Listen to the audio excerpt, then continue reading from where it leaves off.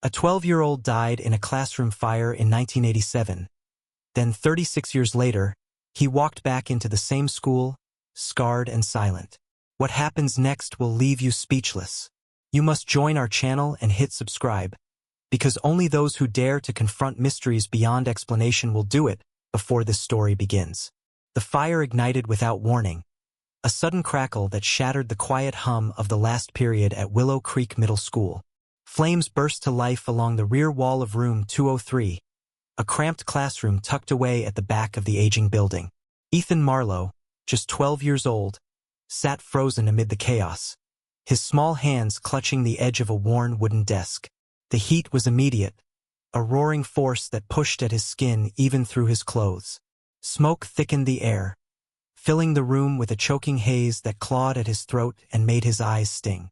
"Get down! Stay low!" a teacher shouted, her voice sharp but strained, barely audible over the crackling inferno. Panic rippled through the students, who scrambled toward the narrow doorway, but the fire raced faster, swallowing desks and textbooks with hungry orange tongues. Ethan's heart hammered violently against his ribs as he tried to stand, but the smoke blurred his vision, and the air grew heavier with each breath. The window beside him was barely visible through the thick smoke, but it was his only hope. Trembling, he crawled toward it, fingertips grazing the hot metal frame. Outside the hallway, a crowd of students pressed against closed doors, desperate to escape the encroaching flames. Shouts and screams blended with the blaring fire alarm that echoed through the school's hollow halls. Somewhere, the emergency responders had been called, but the seconds stretched endlessly. Inside room 203, the fire's roar grew louder, the wooden floorboards cracking and collapsing beneath the heat. Ethan's vision blurred completely, his lungs burning as he gasped for air he couldn't find. The last thing he saw before darkness closed in was the angry orange glow licking the ceiling above him. When the firefighters finally breached the classroom door, the air was thick with smoke and the scent of burning wood. Their faces were grim as they searched the blackened room, moving quickly but carefully. Near the shattered window lay a small figure, motionless and charred, the boy's skin blackened and still. Ethan Marlowe was gone. The silence that followed was heavy, filled with a sorrow too vast for words. Outside, the townspeople gathered in a stunned hush, faces pale and eyes wide with disbelief. Parents clutched one another, their breaths shallow as news spread of the tragedy.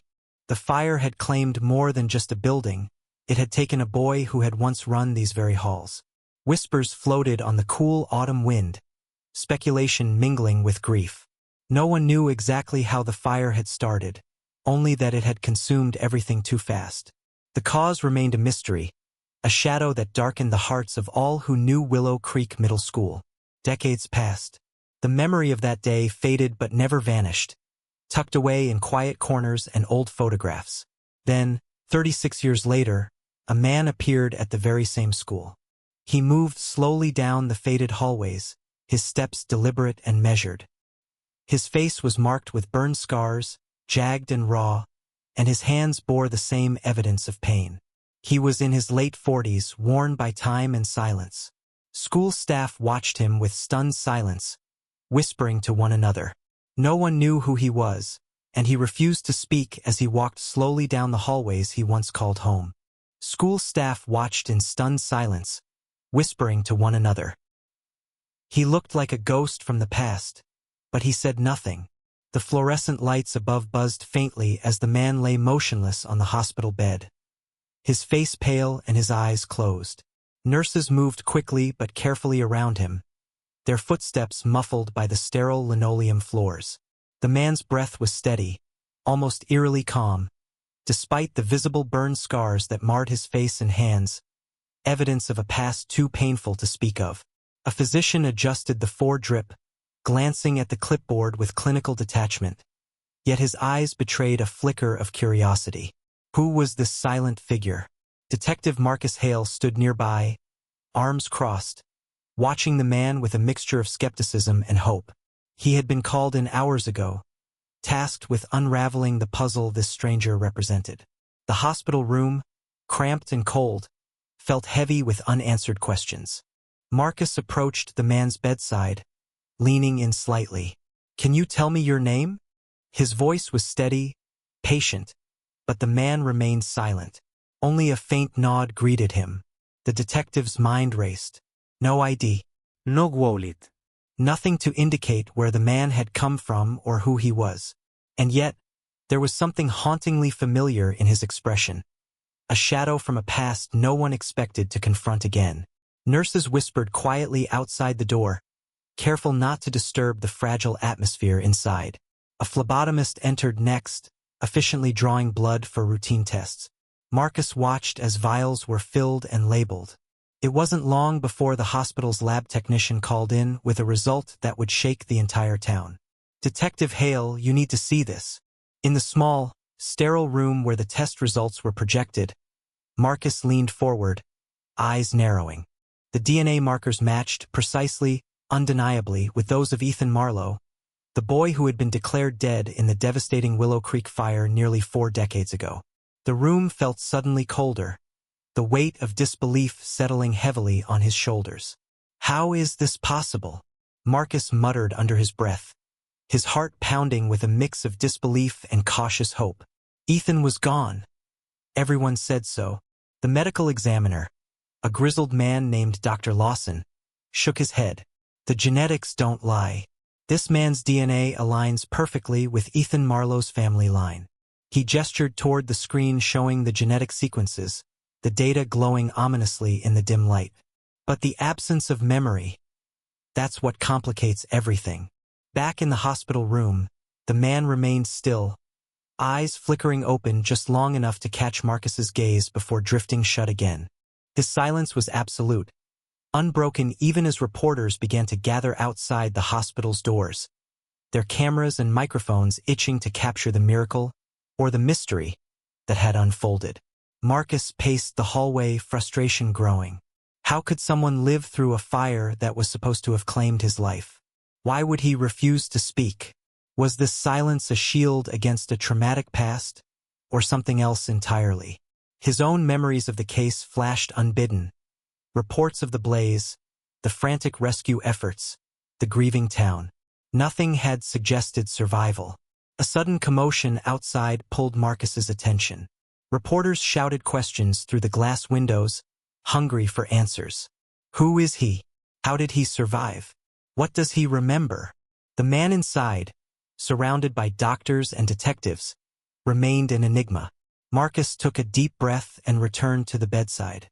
"We want to help you," he said softly, his voice barely above a whisper.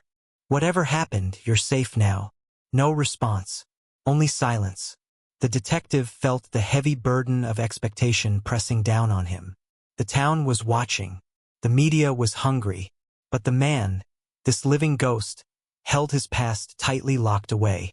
Every attempt to pry deeper was met with a quiet refusal, a wall no one could breach. In the waiting room, George Marlowe sat stiffly, the years etched into his face as sharply as the sorrow that never left his eyes. When Marcus had broken the news about the DNA match, George had been torn between hope and despair. Could this truly be his son? Or was it some cruel trick of science and fate? His hands trembled as he clenched them in his lap, searching for something solid in the storm of emotions. "Do you think it's really him?" George's voice was rough, barely steady. Marcus met his gaze, the weight of uncertainty heavy between them. "I don't know what to believe yet, but the DNA doesn't lie." As evening shadows lengthened, the hospital's quiet halls echoed with the unspoken tension of a town waiting for a miracle or a lie. The man's scars told stories his lips refused to utter. His eyes held memories locked behind silence, and no one could tell whether those memories would ever be unlocked. Outside, the old school stood like a sentinel against the night, its windows dark but its presence looming large in the minds of all who knew its history. The reporters had begun to disperse, their eager voices fading into the night. The world was left with a question that burned brighter than any flame. How had Ethan Marlowe returned? No one could explain how he had returned, but the truth was beginning to burn through the silence. Detective Marcus Hale stood just outside the hospital room, his gaze fixed on the silent figure sitting by the window. The man's face was a map of faded scars and deep shadows, the burn marks tracing stories Marcus couldn't yet read. Not a word had passed from the man's lips since his arrival. Marcus adjusted his coat, his breath visible in the crisp autumn air that filtered in through the slightly cracked window. Inside, the sterile scent of antiseptic mingled with the faint hum of machines. He knew that breaking through this silence would take more than routine questions. It would take patience and a careful touch. Taking a slow breath, Marcus stepped inside. The man's eyes flicked briefly toward him, pools of dark confusion and quiet pain. Marcus tried to catch any flicker of recognition, any hint of the boy he'd heard about growing up in this town. "I'm Detective Marcus Hale," he said gently, voice low and steady. "I want to help you. Can you tell me your name?" The man's gaze dropped, and his lips remained still. No answer came, only the weight of silence pressing between them. Frustration tugged at Marcus's chest, but he forced himself to remain calm.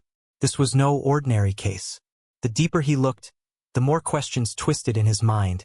How could a man with the genetic markers of Ethan Marlowe, declared dead for decades, now sit silently before him?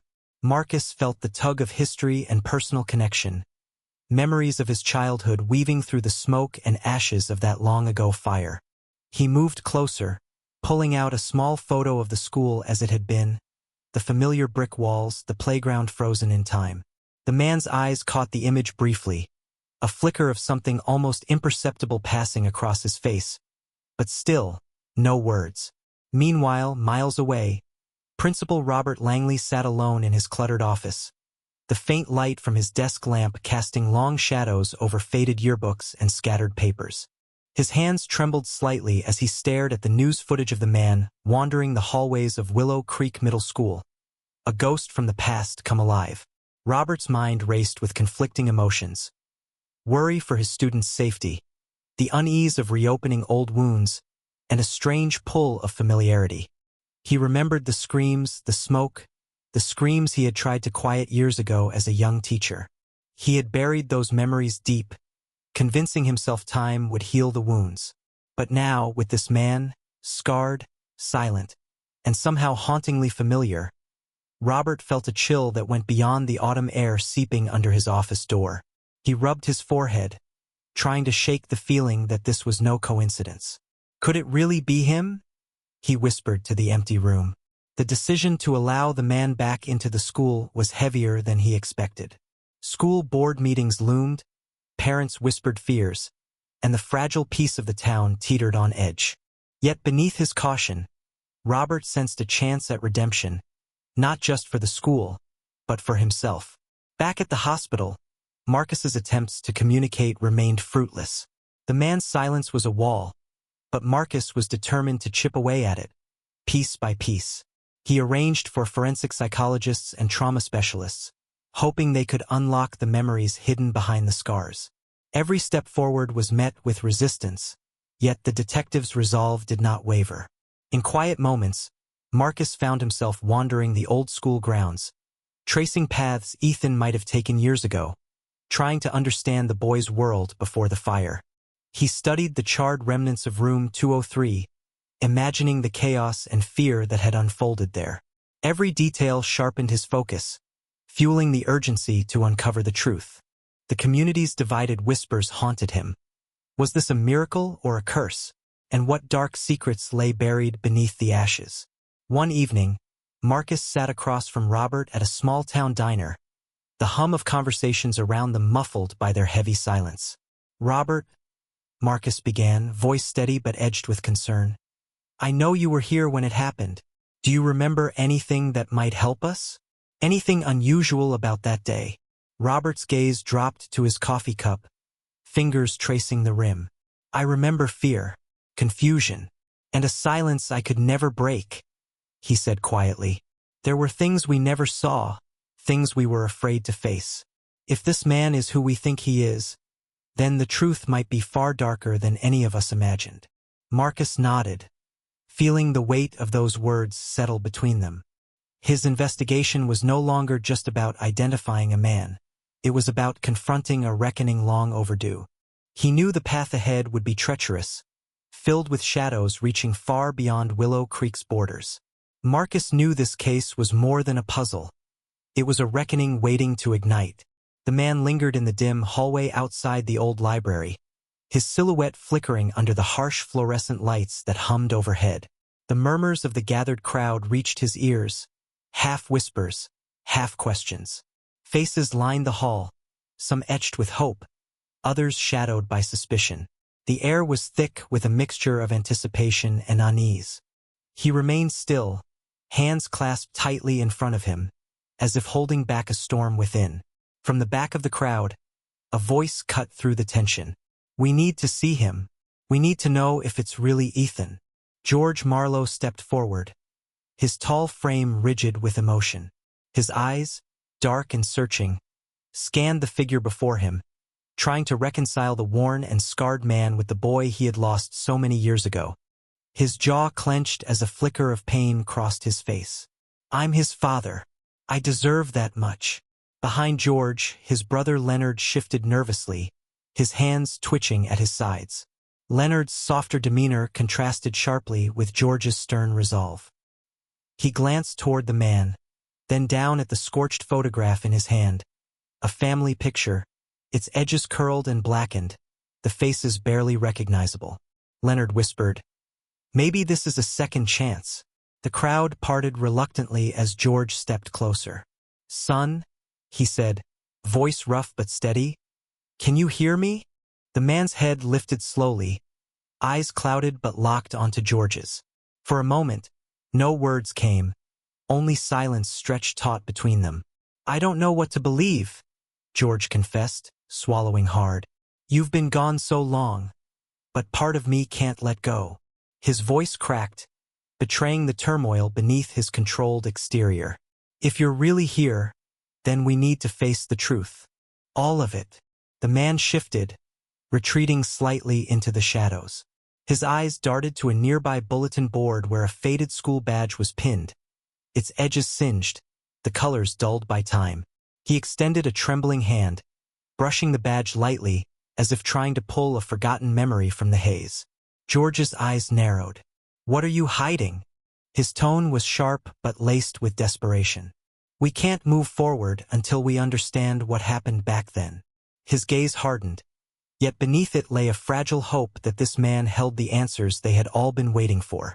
Around them, the crowd buzzed with restless energy. Some clutched old yearbooks, others held photographs, hoping for a sign, a connection.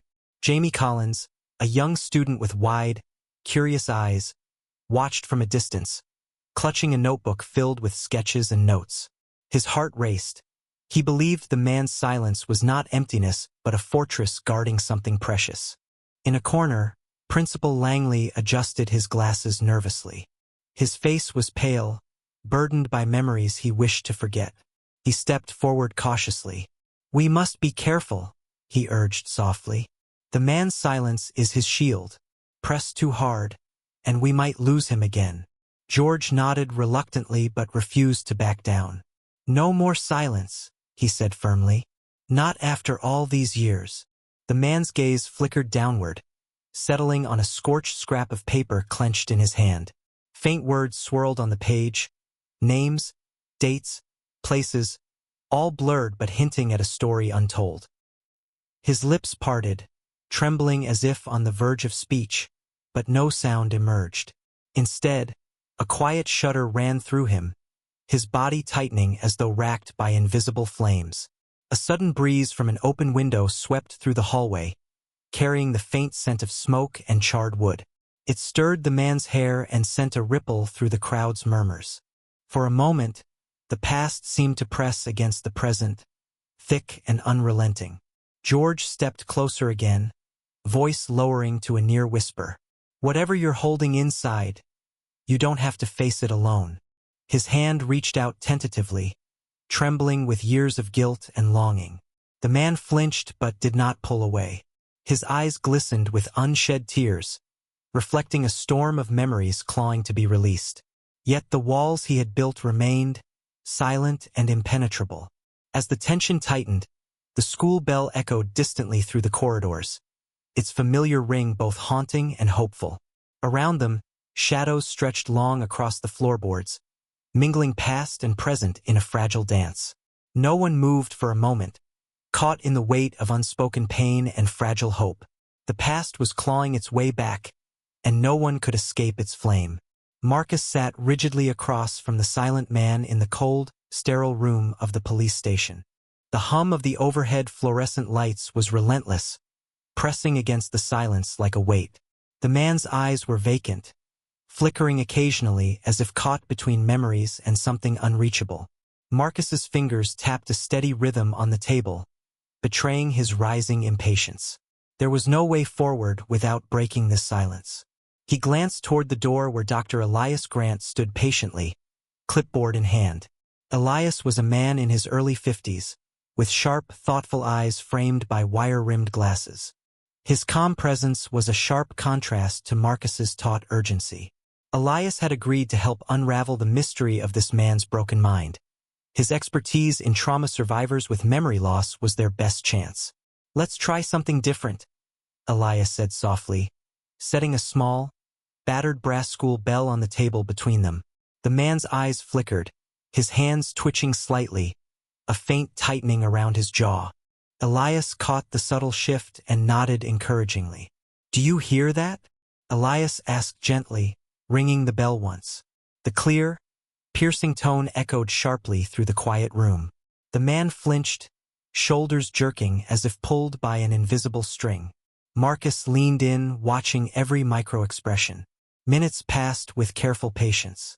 The man's eyes darted toward the bell again when Elias placed it down, and then a single, unexpected tear slipped down his scarred cheek. It was a crack in the wall, tiny but undeniable. Marcus's heart clenched with hope. Could this be the key to the man's fractured identity? But when Elias attempted to coax words from him, the man recoiled, lips pressed into a firm line, eyes closing briefly as if shutting out the pain. Elias sighed but stayed composed. "It's a protective shield," he explained quietly to Marcus. "His silence isn't just refusal, it's survival. The trauma is so severe. His mind is fragmented, caught between what happened and what remains." Marcus ran a hand through his hair. "He's trapped, like a ghost in his own mind. Yes, we need to be patient. Push too hard, and we'll lose him entirely." As they worked with the man, Marcus couldn't ignore the gnawing feeling that something was deeply wrong with the original fire report. Back at the precinct, he pored over the documents late into the night, the yellowed pages dimly lit by his desk lamp. Certain pages were missing, shredded or removed. Witness testimonies were vague, contradictory. Emergency calls recorded times that didn't line up with other evidence. The deeper Marcus dug, the clearer it became. Someone wanted the truth buried beneath ash and silence. His mind raced. Was the fire really an accident? Or had someone deliberately set it, then hidden the evidence? The man's burn scars, so severe yet oddly patterned, hinted at something more than a typical blaze. Marcus ran his fingers over a photo of the man's hands. The scars were not just random. They told a story of pain endured in close quarters, of suffering that had been overlooked or ignored. The station's quiet was shattered by the phone ringing. Marcus answered briskly. "Halle." "Detective, it's Officer Collins," came the voice. "You might want to see this."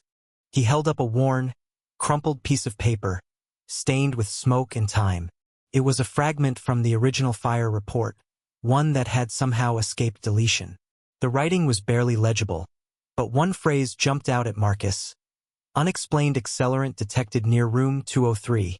Marcus's breath caught. Accelerant. That meant arson. Someone had set the fire intentionally. His jaw tightened as anger surged beneath his calm exterior. "This changes everything," Marcus muttered. He looked back toward the silent man, sitting still as ever, a living link to the secrets buried in that long-ago fire. The challenge was immense, unraveling the truth without shattering the fragile remnants of a broken mind. Marcus met Elias's gaze, sharing a silent determination. They were no longer just investigating a tragedy. They were on the edge of exposing a dangerous cover-up. Each clue was a spark threatening to set the whole town ablaze. The man moved through the hallways of Willow Creek Middle School like a shadow, silent and slow, drawing uneasy glances from students and teachers alike. His eyes, dark and distant, seemed to absorb everything around him. The cracked linoleum floors, the faded murals painted decades ago, the worn wooden doors with peeling paint. No one knew what to make of him. He was both out of place and strangely familiar, as if the walls themselves recognized him. Jamie Collins, a quiet boy with sharp eyes and an insatiable curiosity for mysteries, trailed behind the man at a cautious distance. Jamie had heard the whispered rumors and seen the anxious looks exchanged by faculty members. But rather than fear, he felt a pull of compassion and intrigue. His own life was often filled with unanswered questions, and here was a man who carried a silent story heavier than most. Jamie's heart beat faster as he watched the man pause in front of the old trophy case, his gaze fixed on the dusty glass. The trophies inside gleamed faintly under the dim hallway lights, rusted metal cups, cracked plaques, and faded ribbons commemorating victories long past. Jamie crept closer, careful not to startle him. The man's eyes didn't leave the display, as if trying to summon a memory hidden beneath layers of time and pain. Then he moved on, lingering near the yearbook shelves where yellowed volumes sat untouched. Jamie's fingers itched to reach out, to touch the books that held decades of faces and names, but he kept his distance, respecting the quiet reverence in the man's posture. Meanwhile, Principal Robert Langley sat in his cluttered office, the hum of the fluorescent lights matching the growing knot of anxiety tightening in his chest. The man's presence was a storm brewing in the school's fragile calm. Langley's eyes darted to the stack of emails and phone messages piling up, complaints from worried parents, whispers of danger, even rumors that the man might be some kind of ghost or omen. The old fire's shadow still loomed over the school, and Langley felt the weight of every skeptical glance, every hurried conversation in the staff room. He rubbed his temples, struggling to focus. "This can't get out of hand," he muttered, voice barely above a whisper. He thought back to the days when he had been a young teacher here, fresh-faced and hopeful. The fire had changed everything then, breaking not just the building but the spirit of the community. Now, guilt mingled with a strange sense of responsibility. What if this man's presence was a sign that the past wasn't done with them? Pressure mounted from the school board, their messages terse and demanding. "We need to consider removing him for safety, for peace of mind," one note had said bluntly. But Langley hesitated. There was something in the man's silence that called to his conscience. A silent plea Langley couldn't ignore. Outside the office window, a brisk autumn wind rattled the brittle leaves, sending a chill down Langley's spine. He glanced once more toward the hallway, where the man had just passed, his footsteps barely audible on the worn floor. The room seemed to hold its breath. Jamie returned to his own classroom, but his mind remained with the man. He pulled out a notebook and scribbled hurried notes, descriptions, observations, fragments of dialogue he imagined they might share if only the man would speak. His voice was quiet as he told his best friend during lunch, "I think he's lost. Maybe he just wants someone to understand." The friend shrugged uneasily. "Or maybe he's dangerous. People like that don't just show up out of nowhere." Jamie shook his head, determination settling over him like a shield. "No, there's more to this. I'm going to find out what." That evening, Langley sat alone in the darkened school gymnasium, gazing at the charred remains preserved behind glass, a haunting reminder of that terrible day. The silence was thick, almost sacred. He imagined the man standing somewhere nearby, still searching, still waiting. The past and present seemed tangled together in a fragile thread. He whispered to himself, "Maybe it's not too late." The old fire's ashes stirred again, threatening to ignite fear and suspicion once more. George Marlowe's knuckles whitened as he gripped the worn wooden chair in the small, dimly lit office. The air hung heavy with the faint scent of old paper and stale coffee, a quiet contrast to the storm of emotions roiling inside him. His eyes, sharp but clouded with pain, locked onto Detective Marcus Hale's calm, steady gaze. "I need answers, Marcus. I can't keep living in this limbo, not when a part of me refuses to believe, but another part hopes beyond reason, George said, his voice low but fierce, trembling slightly beneath the weight of years spent in grief. His jaw tightened, his fingers twitching as though holding back a tide of memories and regrets. Marcus leaned forward, his hands resting on the edge of the desk, careful not to invade George's space but showing solidarity. The DNA test confirmed what no one expected, Marcus said softly, producing a sealed envelope. This man, he shares your son's exact genetic markers. Ethan Marlowe is alive. The words seemed to hang in the air like smoke, both a promise and a curse. George blinked rapidly, swallowing hard, as if to force the reality down his throat. But, Marcus continued, voice steady but grave, there are layers here, shadows in his past we haven't yet peeled away. His silence isn't just trauma. It feels like something deeper, something darker. There are questions no one's answered, and I fear the truth won't be easy to face. George's fists clenched tighter. I've buried enough pain already. If this is truly my son, I need proof, something I can hold on to, something that won't leave me chasing ghosts. His voice cracked, the years of sorrow breaking through his usually stoic demeanor. As if on cue, a soft knock at the door interrupted them. Marcus glanced up as Jamie Collins, the curious student, stepped inside hesitantly, holding a small collection of items. He laid them carefully on the desk. A charred school badge, its edges blackened but the emblem faintly visible. A faded pencil drawing of a classroom, lines shaky but unmistakably the same room where Ethan was trapped years ago. And a scorched scrap of paper, curled and brittle, bearing a cluster of scribbled names in uneven handwriting. George's eyes widened as he leaned closer, fingers trembling as he traced the burnt edges of the badge. Where did these come from? He asked, voice barely above a whisper, haunted. They were left pinned to the bulletin board in the school's old hallway, Marcus explained, eyes narrowing. The man, Ethan, or whoever he really is, has started leaving these clues. It's like he's trying to reach out but can't speak. These fragments, they suggest memories struggling to surface. But there's something unsettling about it all. Someone may have hidden or twisted the truth for years. George's breath hitched, his mind racing through decades of unanswered questions. I always feared the fire was more than an accident, he muttered, voice heavy with suspicion. If my son survived, why was he taken? Who would silence him? And why? Marcus exchanged a grave glance with George. Those are the questions we must answer. But we're not just fighting to reclaim a lost boy. We're up against a silence that's been enforced for decades. A silence some powerful people wanted to keep. Outside the office window, dusk settled over Willow Creek Middle School, casting long shadows that crept slowly across the campus. The once familiar walls now seemed ominous, holding secrets too long buried. George's gaze drifted toward the horizon, eyes misting with a mix of hope and dread.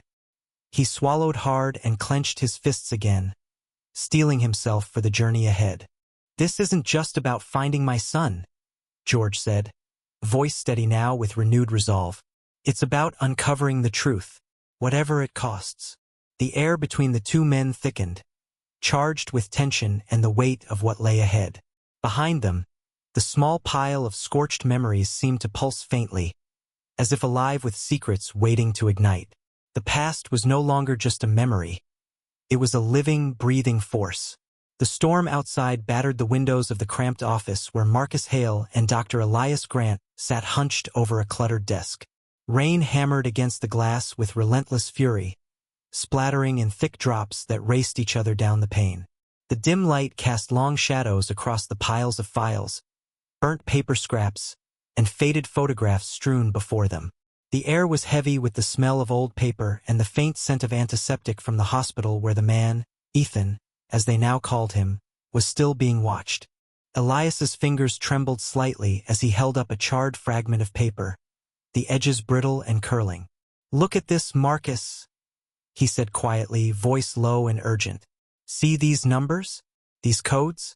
They match dates and code names from classified government projects in the 80s, programs that aim to erase trauma through hypnosis and sensory deprivation. It's almost unbelievable, but this could explain why this man's memories are fragmented. Why he remains silent. Marcus leaned in closer, his eyes narrowing as he scanned the cryptic symbols and faint typewritten text. His jaw tightened.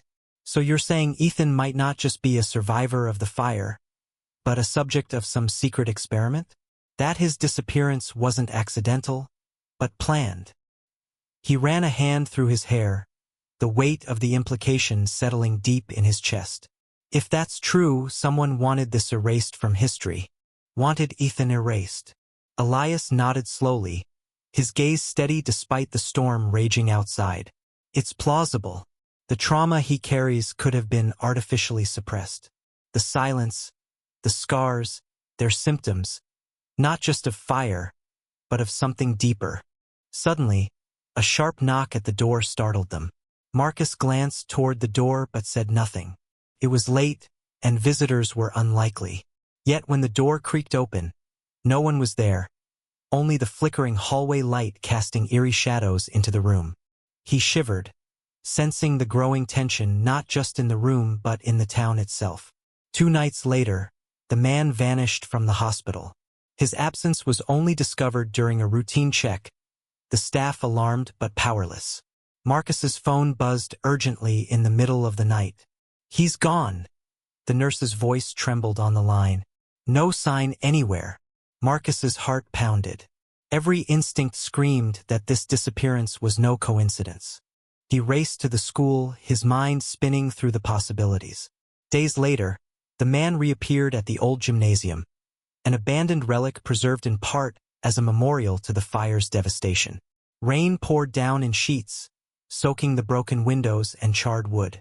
Inside, the man stood motionless amid the blackened beams and scorched floorboards. His eyes were fixed on the ruin around him, his burned hands clenched loosely at his sides. The silence between the falling rain and the creaking building seemed to hold a breath, waiting. Marcus watched from the shadows, feeling the chill of the storm mixed with an unspoken dread. "Why here?" he whispered to himself. "Why now?" The man's stillness was profound. No sign of recognition, no flicker of fear or hope. It was as if the ruins themselves held his memories hostage, trapping him in a moment long past. As Marcus stood, unease prickled at his skin. He wasn't alone. Out in the rain-drenched streets of Willow Creek, dark shapes moved with quiet purpose. Men in tailored suits, their faces obscured by collars turned up against the cold, slipped through alleyways and under street lamps. Their eyes scanned windows, their presence deliberate and chilling. A chilling whisper passed between 2 of the men. "Keep watch on the gym. No one is to approach." Inside the building, Marcus's gaze sharpened. He could feel the threads of a larger conspiracy tightening around the town. These men weren't mere observers. They were guardians of secrets that needed burying. Elias's voice crackled through Marcus's radio. "You're not imagining it. They're here watching." Marcus swallowed hard, the storm outside now mirroring the turmoil within him. The truth they sought was no longer safe to uncover quietly. Each step toward it brought them closer to forces determined to keep the past buried in ashes. He glanced back at the silent figure standing among the ruins, Ethan, or whatever he truly was. The man's scars told stories that no words could. Marcus's objective crystallized with fierce clarity. He would uncover every hidden force behind that fire. He would expose why Ethan's survival had been erased, and why the town was still shackled by secrets too dark to face. Thunder rolled overhead, shaking the broken walls. The fire was never just a tragedy. It was the beginning of a much darker story. The men in dark suits arrived without warning, their presence slicing through the quiet routine of Willow Creek like a knife through paper. They moved with cold, efficient precision. 2 entered the school office, flipping through files with practiced hands, while others sifted through the musty archives in the basement, their black shoes echoing against the concrete floor. No one spoke to them, and no one dared interrupt. Even the janitor, a stooped old man with deep lines etched by years of hard work, glanced nervously over his shoulder as one of the men passed by without a word. Outside, a few teachers exchanged uneasy looks, whispering in hurried tones, the air thick with suspicion and fear. Detective Marcus Hale pushed through the crowded hallway, his eyes locking onto the tallest man in the group, a lean figure with sharp, unreadable eyes. He stepped forward, voice steady but firm. "Who sent you? What are you looking for here?" Marcus's words cut through the silence, but the man didn't flinch. Instead, he turned slowly, a faint, mocking smile touching his lips. "Detective Hale," he said coldly, his voice low and controlled. "You would do well to stop asking questions you won't like the answers to." His gaze was a challenge, sharp as broken glass. Marcus met it without hesitation. "I'm not stopping. Not until the truth about Willow Creek comes out." The man's smile vanished, replaced by a hard stare. "Be careful. Some fires burn longer and hotter than you realize. Dig too deep, and you might get burned." Without waiting for a reply, he turned and disappeared down the hall, leaving a ripple of tension in his wake. Meanwhile, Ethan, the man with the burned scars, moved slowly through the old library stacks, his steps hesitant, almost reverent. His fingers brushed the spines of yellowed books and faded newspapers, lingering on a photo from the school's 1987 yearbook. His eyes flickered with something like recognition, a brief flash of pain that softened his usually vacant expression. He traced the edges of the photograph as if trying to piece together a puzzle only he could see.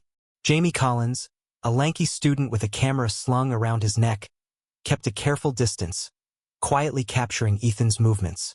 His heart raced with a mix of excitement and worry. If I can catch even a glimpse of what he's remembering, maybe I can help, Jamie thought, ducking behind a shelf as Ethan's gaze settled on a burnt and crumpled clipping pinned to a bulletin board. Back in the main hall, Marcus regrouped with Jamie. "They're here because someone doesn't want this story told," Marcus said, voice heavy with frustration. "And we're going to find out why." Jamie nodded, determination hardening his youthful face. Ethan's memories, they're coming back, even if he can't say it aloud yet. The men in suits maintained a silent watch over the school, their presence an unspoken threat hanging in the air. Teachers grew wary, students whispered, and the atmosphere thickened with unease. The fragile peace Willow Creek had held for decades was cracking under the weight of secrets long buried. As the sun dipped low, casting long shadows through the stained glass windows, Ethan paused before a shattered trophy case, his scarred hand resting lightly on the cracked glass. The trophies inside glittered faintly, relics of a past that felt both distant and impossibly close. For a moment, the silence between the old school walls felt charged with a heavy truth, waiting patiently to be uncovered. Some fires burned too long to ever be forgotten. Marcus stared at the flickering screen, the encrypted file Project Phoenix, slowly revealing its secrets line by line. The soft clicking of the keyboard filled the dim room, mingling with the distant hum of fluorescent lights above.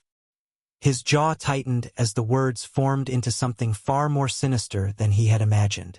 Beside him, Elias leaned forward, eyes scanning the lines with a growing unease.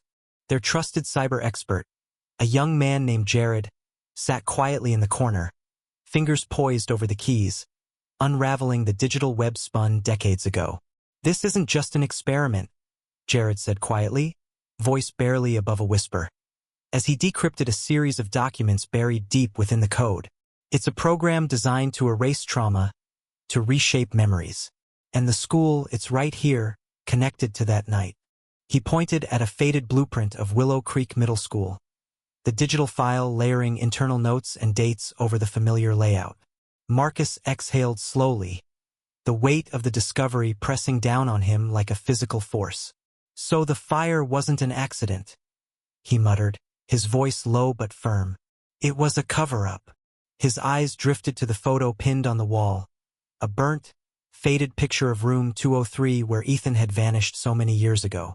The flames had hidden more than just smoke and ash. They had buried a lie.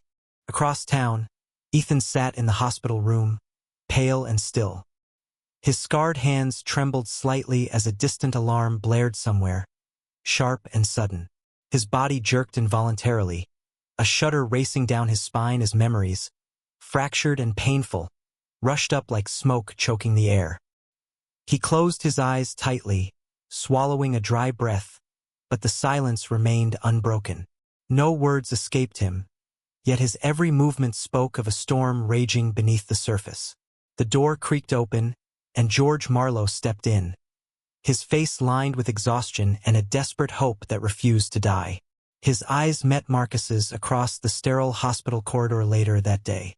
George's voice trembled with both fear and determination. "I need to know the truth, Marcus. I've waited too long for answers." His hands clenched into fists, betraying the calm he tried to wear. Marcus nodded, his gaze steady but heavy. "We're closer than ever, George. But what we've uncovered isn't just about your son. It's about a powerful network that wanted Ethan erased from history. The fire was a shield for their failures." His words hung in the cold air, thick with the weight of decades kept secret. George's eyes burned with pain as he swallowed hard. "Then we can't stop now. The longer we hide, the more the fire consumes us," Marcus said grimly. The large conference room at Willow Creek Middle School buzzed with restless tension, the air thick with unspoken fears and simmering frustrations. The school board members sat stiffly around the polished oak table, papers shuffled anxiously, and phones discreetly buzzed with incoming messages. Outside, through the tall windows, the autumn sun cast long shadows across the schoolyard, where students hurried past, unaware of the storm brewing inside these walls. The emergency meeting had been called to decide the fate of the man everyone quietly called Ethan, the man whose silence weighed heavier than any words ever could. Principal Robert Langley stood at the head of the table, his usually steady hands trembling slightly as he adjusted his glasses. His eyes, rimmed with exhaustion and regret, scanned the faces before him, some cold, others conflicted, but many fearful. The weight of the past pressed down on him now more than ever. Clearing his throat, he spoke with a quiet urgency that cut through the murmurs. "Gentlemen, this is not just about school policy or liability. This is about a human being who has survived what no one else could. We owe him compassion, understanding. I failed him once, years ago, and I refuse to fail again." His words hung in the air like a fragile plea. For a moment there was silence. Then, Richard Phelps, a board member known for his cautious conservatism, leaned forward with a sharp edge in his voice. "Compassion is admirable, Robert, but we have responsibilities to the students, to the community. This man's presence is unsettling. Parents are calling. The media scrutiny is relentless. We risk our school's reputation, even safety. Some of us believe the best course is to have him moved elsewhere, quietly and quickly." Another member, Gregory Shaw, nodded grimly. "Exactly. We can't afford distractions. The last thing we need is a prolonged saga about a man with no clear past, whose very existence challenges everything we thought we knew." His gaze was hard, unyielding, and the tension in the room thickened. Meanwhile, outside the circle of power, unseen forces shifted like shadows in the dim corridors of Willow Creek. Men in dark suits had multiplied, their presence no longer subtle. Staff whispered nervously about hushed phone calls and uneasy encounters.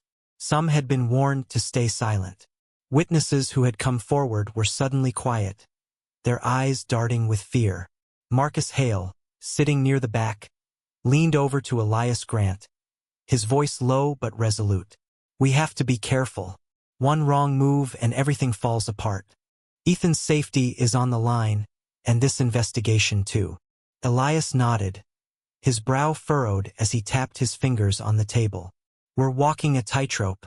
The pressure is mounting, and these men, they aren't just observers.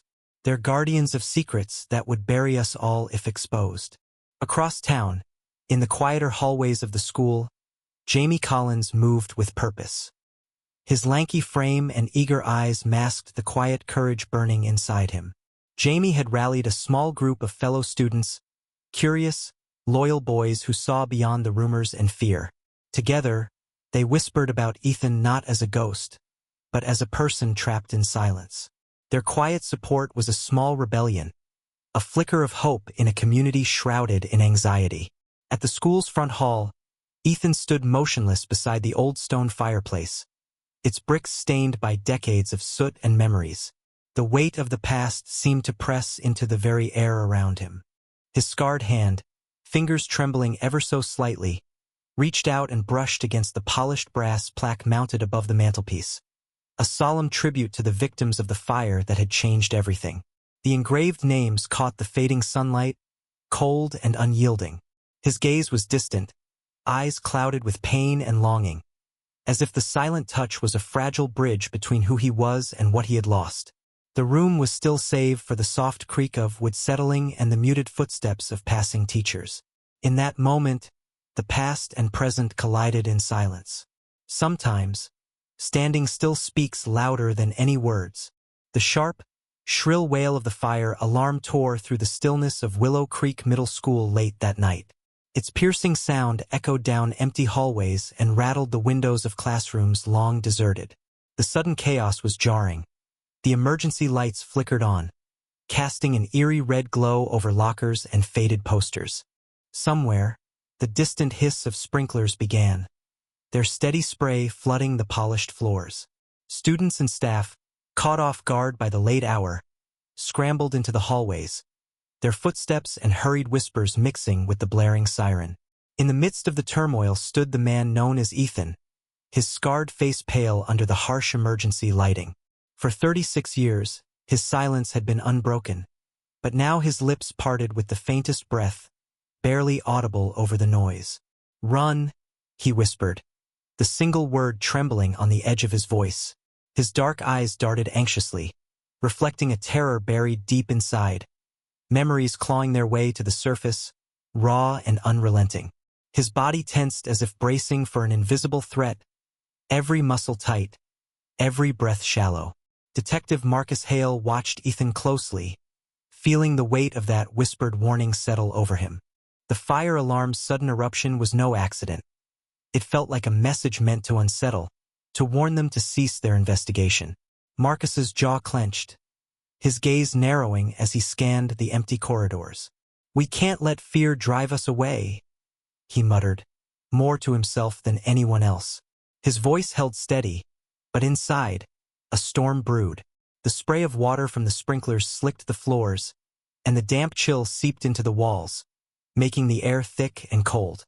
The students who had gathered looked around in confusion, some clutching phones, others huddling close to teachers. Jamie Collins, the quiet boy fascinated by mysteries, stayed close to Ethan, sensing the gravity beneath the chaos. His eyes were wide but determined, his mind racing to piece together what the alarm meant. Around them, murmurs spread. Was this a prank? A malfunction? But for those who knew Ethan's story, the symbolism was chilling. The fire alarm had triggered, yet no flames appeared. It was a false alarm, but one weighted with history and hidden meaning. By dawn, the uneasy calm had shattered. At the police station, Marcus sat behind his desk, rubbing tired eyes as he read the anonymous threats that had arrived overnight. Each letter was typed coldly and signed, warning Marcus and Dr. Elias Grant to back off from their pursuit of the truth. The words were blunt, designed to intimidate. Marcus's fingers tightened around the papers. He exchanged a glance with Elias, whose calm exterior barely masked a flicker of concern. "They're scared of what we might uncover," Marcus said quietly. "But we won't stop." Outside, George Marlowe, Ethan's father, stood at a podium flanked by reporters, the morning sun casting long shadows over the crowd. His face was lined with exhaustion but resolute determination. "My son has been robbed of his past and his dignity for too long," George declared, voice steady but filled with raw emotion. "We demand accountability, from those who covered the truth, and from those who have stood silent." His eyes scanned the throng of cameras, daring anyone to question his resolve. Beside him, Marcus nodded, feeling the weight of the community's expectations settle firmly on his shoulders. The battle lines had been drawn. Willow Creek's quiet streets, once serene, now buzzed with tension and whispered fears. Neighbors peeked from behind curtains, Local shops displayed news headlines plastered in bold type. Every phone call, every step seemed charged with anticipation. Marcus knew this was no longer just about a man with scars or a long-ago tragedy. It was about justice, memory, and the courage to face the flames that still burned beneath the surface. As he turned away from the crowd, Marcus glanced back at Ethan, who stood silently nearby, watching the world he once knew burn in a new kind of fire, one of truth and reckoning. The detective's mind was set. No matter the threats, no matter the danger, he would shield Ethan and bring the buried secrets into the light. In the face of fire, courage must shine brightest. Dr. Elias Grant's hands trembled slightly as he lifted the worn leather-bound journal from the hidden compartment behind the old filing cabinet. The dim light in the cramped office cast long shadows over the brittle pages, yellowed with age and stained by time. Every word seemed to pulse with urgency, a desperate cry from a man trapped inside his own conscience. Elias flipped carefully to the first entry. The ink faded but legible, revealing the name Dr. Alaric Voss, once the lead scientist on the notorious Project Phoenix. The journal's pages spilled secrets that chilled Elias to his core. Voss wrote of experiments that pushed the boundaries of human memory, attempting to erase trauma by wiping away the very essence of a person's past. One entry detailed a breakthrough, an implanted sensory deprivation procedure that could sever memories without leaving physical scars. But as the pages turned, the tone darkened. Failures piled up, ethics abandoned. Voss confessed to erasing more than memories. Identities shattered, lives rewritten. Then the fire, the deliberate destruction of evidence, the calculated silence enforced by higher powers. Elias felt the weight of those words settle in his chest like a stone. His fingers paused on the final entry, where Voss hinted at a cover-up orchestrated by government officials, fearing exposure would destroy their careers and unravel the fragile trust the public had placed in them. The last sentence was a plea for redemption, a promise to someday reveal the truth. Elias closed the journal with a soft sigh, a mixture of sorrow and determination flooding his veins. In the sterile hospital conference room, Marcus Hale awaited anxiously as Elias handed over the journal. George Marlowe sat stiffly beside the door, his weathered hands clenched into fists, eyes shadowed by years of pain and doubt. The air was thick with unspoken questions. Marcus's voice broke the silence. "George, this journal may hold the key to everything we've been chasing. It's from Dr. Voss, the man who ran Project Phoenix. What he wrote confirms that Ethan's memory loss wasn't an accident. It was intentional." George's jaw tightened, his voice barely a whisper. "After all these years, why would they do this to my son? To us?" Marcus glanced toward the hospital bed where the man they called Ethan rested. The scars on his hands twitched faintly as if responding to the words. "To protect a secret," Marcus said grimly. "A secret someone wanted buried beneath the ashes."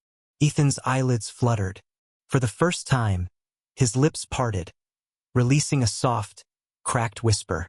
"Classroom, fire, friends." The room seemed to hold its breath.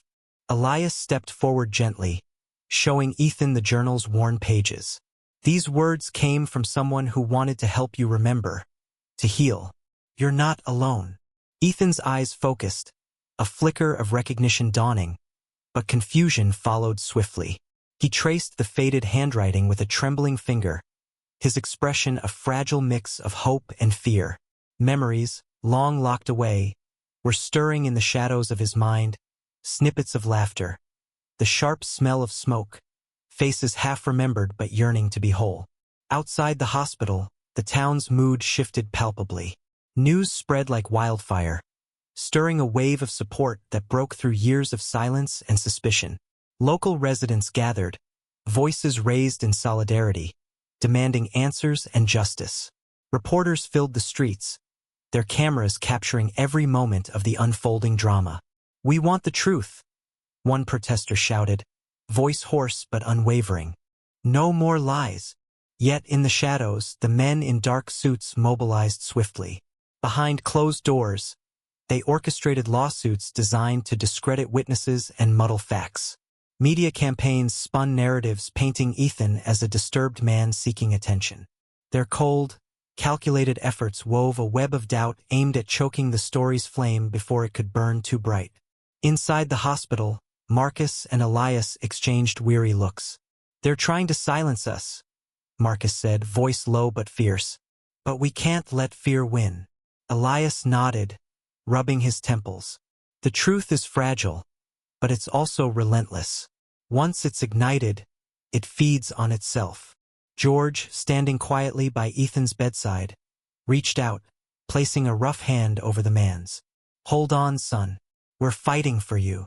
Ethan's gaze met George's, a silent promise passing between them. The fragmented memories were no longer shadows but pieces of a puzzle slowly coming together. Each whispered name, every broken image was a step toward reclaiming a stolen identity. Outside, the crowd's chant rose louder, stronger, a beacon of hope piercing the dark fog of deception. The battle lines were drawn, not just for a man's past, but for a town's future. Truth, once ignited, cannot be extinguished. The chilly autumn wind rustled the golden leaves scattered across the school courtyard, carrying with it a sense of quiet reverence. The crowd gathered at Willow Creek Middle School was larger than anyone had anticipated, filling the open space with a hum of whispered conversations and soft footsteps. Banners bearing Ethan Marlowe's name fluttered gently, alongside framed photographs of the fire's victims displayed on makeshift stands. The air held a heavy mixture of sorrow, relief, and hope, emotions tangled like the shadows cast by the ancient oak trees standing sentinel. Ethan stood near the podium, the faint scar across his cheek catching the sunlight as he steadied himself. His once ashen face now carried a quiet strength, his eyes reflecting the weight of years spent lost between memory and silence. He wore a simple dark jacket, unassuming yet dignified, and as he stepped forward, the murmurs hushed into a respectful silence. The man who had once wandered the hallways like a ghost was now the center of attention, no longer hidden but standing tall with purpose. Marcus Hale stood to one side, watching intently. His jaw was tight, eyes scanning the faces of the townspeople who had lived through the tragedy and its long aftermath. Beside him, George Marlowe's expression was a complex weave of pride, regret, and lingering pain. George's hands trembled slightly as he clutched a folded program, a reminder of how far his family had come from the dark days of the fire. Elias Grant adjusted his glasses nervously, the psychologist's usually calm demeanor softened by the moment's gravity. Jamie Collins, the young student whose curiosity had sparked the unraveling of the truth, stood quietly at the back, a small smile of satisfaction barely visible on his lips. Ethan's voice broke the stillness, clear and steady despite the tremor of emotion beneath. "I was lost in a silence so deep, it felt like drowning," he began, his eyes sweeping across the crowd.